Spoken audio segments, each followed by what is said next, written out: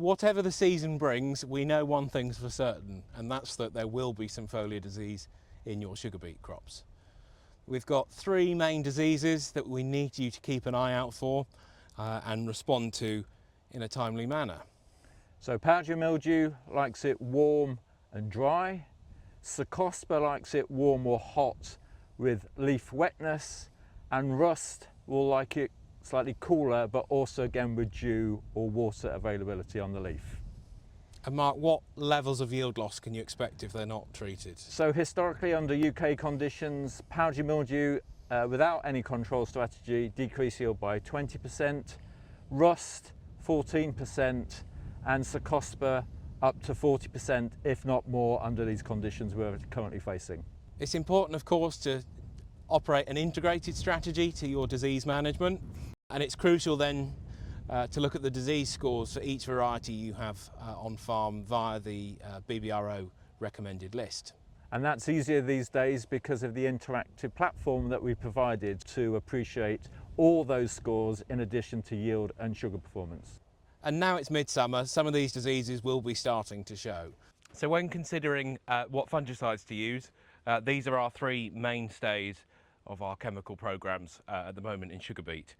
And it's important really to think about getting product on farm in a timely fashion to start spraying as soon as you're seeing those first signs of disease. We're suggesting you start programs with Revistar from BASF. It contains an SDHI and offers very broad spectrum control of all of our major foliar diseases. And we know especially it will keep Cercospora in check very well. But of course, rotating modes of action is very important to manage resistance build-up. So instead, for spray 2, it's wise to change to a different product.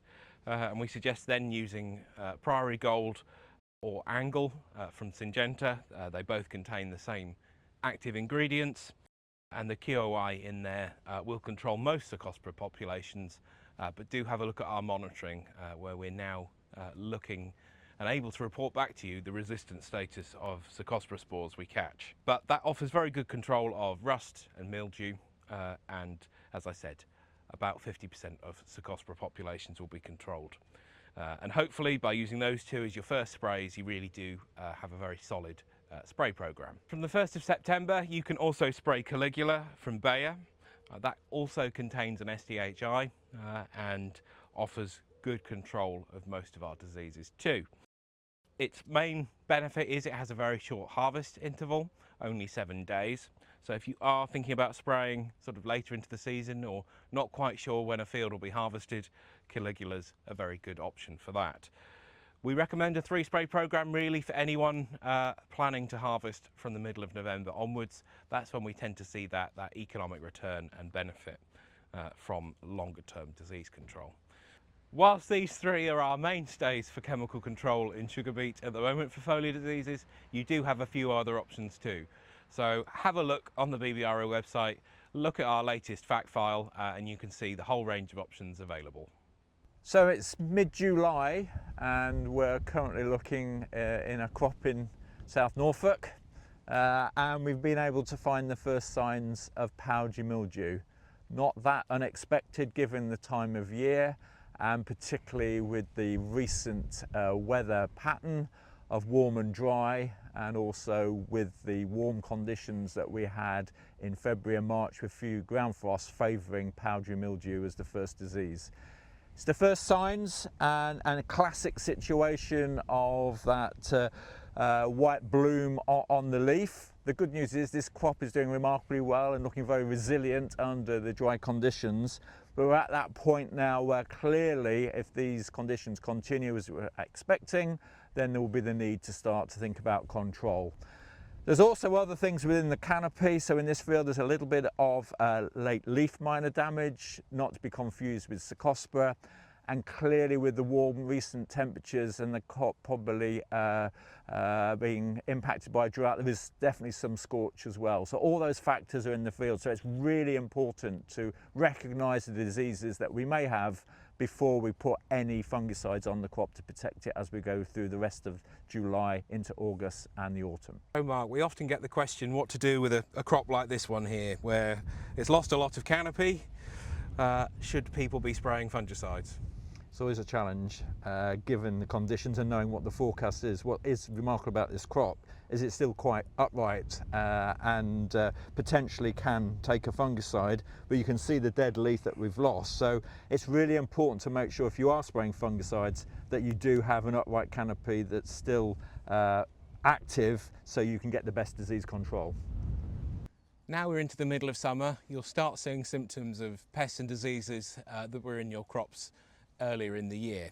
For example, around me is a patch of virus yellows.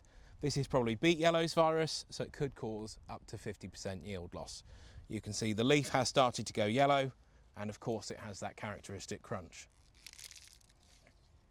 Thankfully though, aphid control must have been pretty good in this field as this patch isn't getting too big. Another form of yellowing that may look alarming but is nothing really to worry about is capsid damage.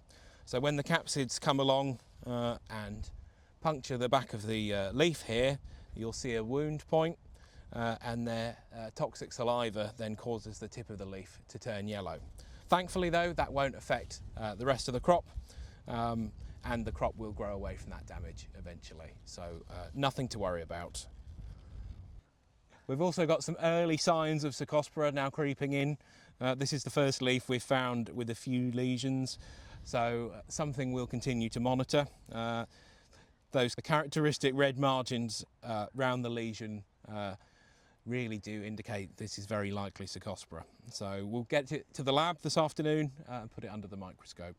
Keep an eye on our BBRO monitoring. It's a really important part of helping predict which diseases you might see in your crop. We're here at one of our crop watch sites and hard at work is one of our Spornado samplers. What it does is basically vacuuming the air and catching the spores on this mesh filter. These filters are then sent to our lab at Norwich where we extract the DNA from these and we can work out whether we're catching spores of Cercospora or rust. And we're also able to determine if the Cercospora spores are carrying resistances to some of our fungicides. So have a look on the BBRO website. The monitoring goes live in July every year and runs all the way through into October. Another important part of our monitoring are our weather stations. We have a total of 20 of these deployed out in the growing area. It's got some really important sensors on it to guide us how the crop's doing.